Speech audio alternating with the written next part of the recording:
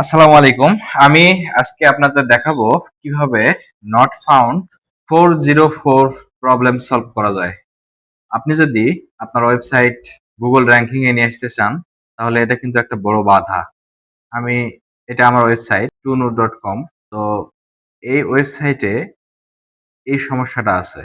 এটা আমি আজকে সলভ করে দেখাবো এবং এই সমস্যা থাকলে আপনার এসইও ক্ষেত্রে কি সমস্যা হবে। দেখেন, এটা হচ্ছে সার্চ কনসোল। আপনার সার্চ কনসোলে লগ ইন করবেন, করার পরে আসবেন পেজেস অপশন।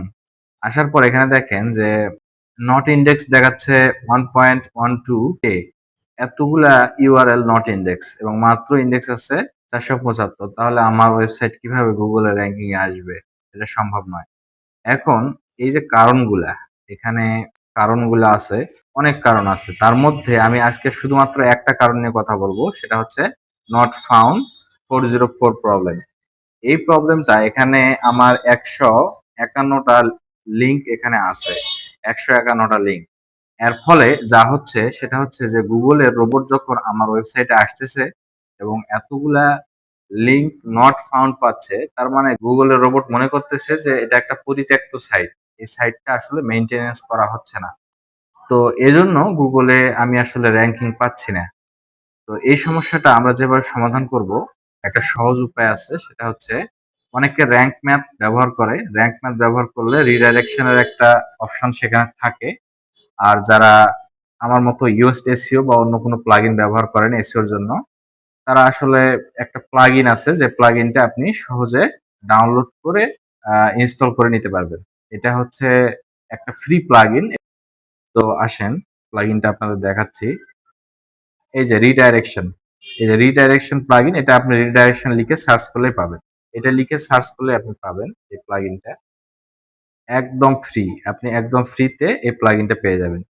এই যে এইটা, এই দেখেন আমার অ্যাক্টিভ করা আছে। তো এখন বিষয়টা যেটা হচ্ছে সেটা হচ্ছে যে এটা কিভাবে কাজ করবে। তো মূলত গুগলের রোবট যখন আপনার ওয়েবসাইটে আসবে, যখন এই লিঙ্কগুলো যখন আপনার কোনো কাজ করবে না, এই লিঙ্কগুলোতে দেখা যাবে কোনো পেজ নাই, তখন কিন্তু গুগলের রোবট ভেবে নেবে যে আপনার ওয়েবসাইটটা পরিত্যক্ত এবং 151টা লিঙ্ক এখানে, এটা কিন্তু অনেক একটা বড় ইফেক্ট ফেলবে। তো আমি আপনাদের একটা প্রমাণ দেখাই, সেটা হচ্ছে যে এখানে কিন্তু দেখেন যে এটা কিন্তু হচ্ছে আমার কিছুদিন আগের, এটা কিছুদিন আগের রিডাইরেকশন করার কিছুদিন আগের একটা স্ক্রিনশট। এখানে দেখেন 1.13 কে নো ইন্ডেক্স এবং ইন্ডেক্স কত 440, দেখেন 440। এখন আমি রিডাইরেকশন করার পর এই রেজাল্টটা দেখেন।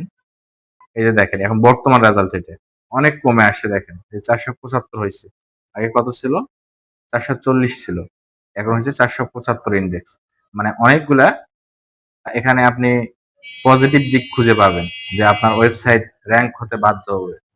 তো এই প্রবলেমগুলো থাকলে আপনার ওয়েবসাইট কখনোই র্যাঙ্ক হবে না। আপনি হয়তো আপনার প্রোডাক্ট সেল করতে পারবেন সোশ্যাল মিডিয়াতে, কিন্তু মেইন বিষয় হচ্ছে গুগলে র্যাঙ্ক না পাইলে আপনি কখনোই ব্যবসা করে মজা পাবেন না। তো এখন এটা কিভাবে কাজ করবে সেটা আমি দেখাবো আপনাদের। তো এখন আসা যাক, এই রিডাইরেকশনের সেটিংস এ যাবো আমরা। সেটিংস এ গিয়ে রিডাইরেক্ট এই অপশনে ক্লিক দেবো এখানে। তো এই দেখেন আমি এখানে কিন্তু 129টা লিঙ্ক অলরেডি করে দিছি। এটা আমি কয়েকদিন থেকে করতেছি। এখন দেখাবো এটা কিভাবে করতে হয়। তো এখানে হচ্ছে সোর্স ইউআরএল, মানে যে ইউআরএলটা ভাঙা বা যে ইউআরএলটা খুঁজে পাওয়া যায় না, সেই ইউআরএলটা আমরা এখানে বসাবো। এবং এই লিঙ্কটা আমি কার সাথে রিডাইরেক্ট করতে যাচ্ছি, আমি এখানে একটা সচল লিঙ্ক দিব।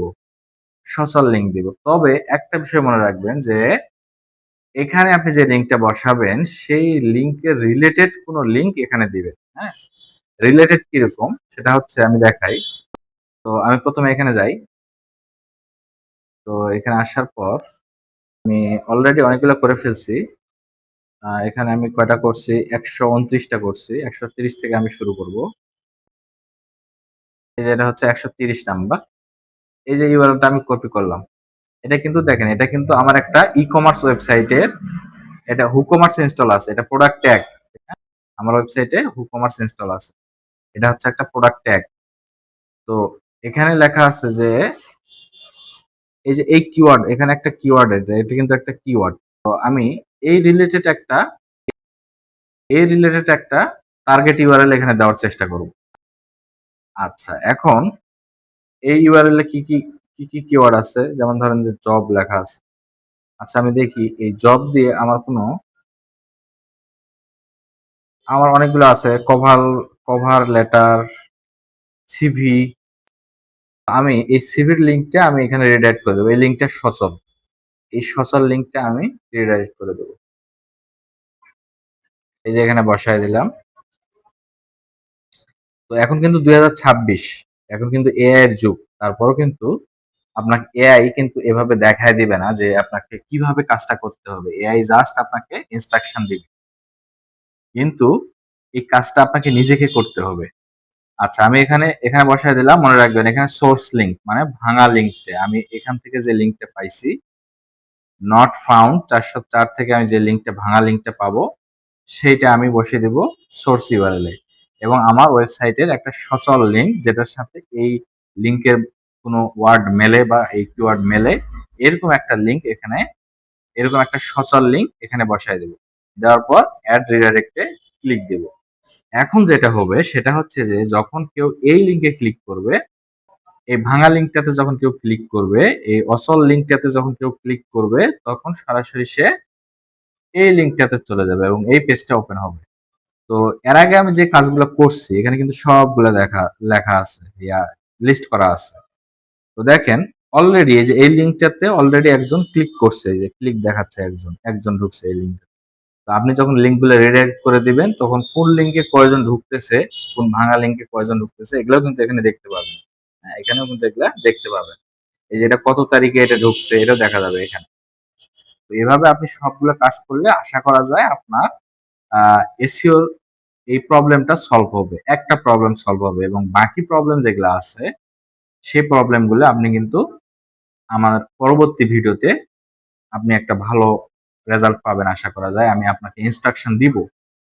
তো সেজন্য আমার আরেকটা কথা সেটা হচ্ছে যে যেহেতু এটা এআই এর যুগ, তো আরেকটা বিষয় সেটা হচ্ছে যে কন্টেন্টও কিন্তু এআই কন্টেন্ট কখনোই গুগল র্যাঙ্ক করাবে না, কখনোই গুগল এআই কন্টেন্ট র্যাঙ্ক করাবে না।